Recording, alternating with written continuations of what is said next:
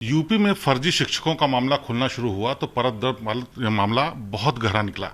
इस पूरे मामले की एसटीएफ कई महीनों से बल्कि सालों से जांच कर रही थी और उसी के हवाले से तमाम मामले निकलना शुरू हुए हैं। हमारे साथ आईजी एसटीएफ अमिताभ यश जी हैं, उनसे बात करते हैं। सर, ये बताइए, ये बहुत बड़ा स्कूप है, बहुत बड़ा स्कैम है, गड़बड़ी है। आप लोग शुरुआत से जांच कर रहे हैं, कैसे खुला मामला? ये वर्ष 2017 से इस तरह के प्रकरण का अनावरण एसटीएफ ने शुरू किया।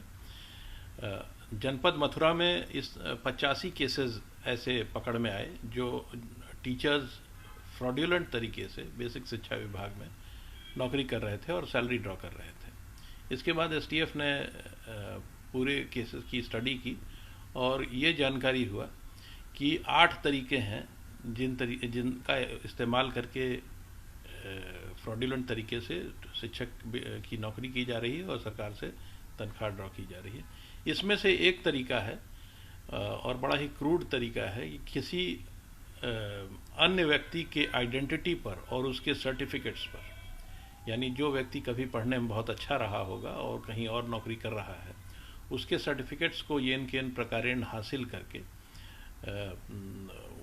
और उसकी आइडेंटिटी को फेक करके कोई व्यक्ति किसी अन्य स्थान पर नौकरी कर रहा है।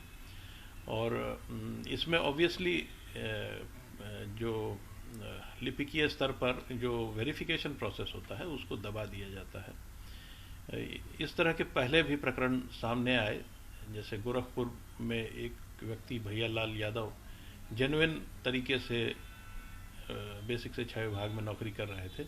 उन्हीं के नाम और उन्हीं के सर्टिफिकेट्स का इस्तेमाल करके सीतापुर जिले में 2 और लोग नौकरी कर रहे थे। ये जो अनामिका का मामला आया उसके बाद ये ज्यादा चर्चा में आ गया कि एक नाम पे 25-25 लोग कर रहे हैं, 1 करोड़ की सैलरी तक ले ली गई। क्या आपको लगता है कि इस तरह के बहुत सारे केस हैं, लाखों की संख्या में टीचर्स हैं, कितने प्रतिशत या कितने हजार लोग हो सकते हैं? इसमें एसआईटी ने अनावरण किया था। लगभग 4000 केसेस ऐसे निकले थे जिनकी आगरा यूनिवर्सिटी से बीएड की डिग्री फ्रॉड्यूलेंट थी और उस पर एसआईटी अभी काम कर रही है। इसके अलावा एसटीएफ ने भी अपनी रिसर्च से, अपने अनावरण से लगभग 700 लोगों को आइडेंटिफाई किया है जिनमें से अधिकांश के विरुद्ध अब मुकदमा भी लिख चुका है और उन्हें बर्खास्त भी किया जा चुका है। जो अलग अलग तरीके से इन जो 8 तरीके मैंने मेंशन किए, उन तरीकों से फ्रॉडुलेंट तरीके से नौकरी कर रहे थे। अच्छा, ये जिस तरह से इतने नंबर्स हैं बड़े, साफ बात है कोई गैंग या नेटवर्क काम कर रहा होगा। किस तरह के लोग हैं जो इसमें इन्वॉल्व हैं? इसमें नेटवर्क्स काम करते हैं, छोटे छोटे नेटवर्क्स जिलों में हैं जो इस तरह के काम करते रहे। कई लोगों को आइडेंटिफाई करके एसटीएफ ने जेल भी भेजा है और इस पर लगातार काम चल रहा है। इस पर हर स्तर से काम चल रहा है और मुझे पूरा विश्वास है कि इस तरह के जितने भी केसेस हैं वो सब धीरे धीरे सबका अनावरण हो जाएगा। शिक्षा विभाग के जो अधिकारी हैं उनकी भी मिली भगत के बगैर नहीं हो सकता।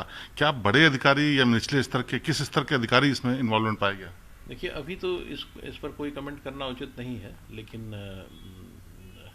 लिपिकीय स्तर पर तो कुछ त्रुटियां अवश्य नज़र आती हैं। खास करके जो डॉक्यूमेंट वेरिफिकेशन के लिए भेजना होता है उनको न भेज करके उनको या तो स्थानीय स्तर पर वेरीफाई करा लिया जाता है या बिना वेरिफिकेशन के ही उसको वेरीफाइड मान लिया जाता है, या उन पर फेक स्टैम्प्स और सिग्नेचर्स डाल करके उनको वेरीफाई करा लिया जाता है। सर, जो लोग ये नौकरी पाते थे फर्जी कागजों के आधार पे गैंग्स के जरिए, कुछ आइडिया लगा कि इनसे पैसे कितने लिए जाते थे या किस तरह से फेवर लिया था? इस पर तो बहुत ज़्यादा कोई औचित्यपूर्ण जवाब देना संभव नहीं है, क्योंकि अलग अलग स्थान पर अलग अलग बातें प्रकाश में आई हैं और उनको डिस्कस करना उचित भी नहीं है। एक बहुत बड़ी चीज़ देखने को मिली कि इतनी बड़े नंबर्स में इसलिए भी पता चला क्योंकि तमाम रिकॉर्ड्स का डिजिटलाइजेशन हो रहा था या फिर स्कैन करके रखा है, जो भी तरीका था। क्या वो बहुत मददगार साबित हुआ और किस तरह से? जी हाँ, रिकॉर्ड्स का डिजिटलाइजेशन जो हो रहा है इससे इन्वेस्टिगेशन में काफ़ी मदद मिलेगी और साथ ही हमारा जो काम है वो बहुत स्पीडी तरीके से हो सकेगा। मुझे पूरा विश्वास है कि बेसिक शिक्षा विभाग भी इस पूरे प्रकरण पर अपने स्तर से काम कर रहा होगा और रिकॉर्ड्स का डिजिटलाइजेशन हो रहा है। इसी कारण ये बड़ा घपला पकड़ में भी आया है और आगे भी मुझे लगता है कि कुछ और केसेस निकलेंगे। आखिरी सवाल ये, अनामिका का मामला ज़्यादा चर्चा में आया है, तो क्या हम ये कह सकते हैं कि जैसी अनामिकाएं पकड़ी गई वैसी बहुत सारी अनामिकाएं और हो सकती हैं? नहीं, हमने आपको बताया कि 8 तरीके हैं जिनमें से एक ये है, और इसमें पहले भी इस तरह के केसेस का अनावरण एसटीएफ ने किया है, और आगे भी हो सकते हैं, लेकिन अगर होंगे तो रिकॉर्ड्स के डिजिटलाइजेशन पर वो पकड़ में आ जाएंगे।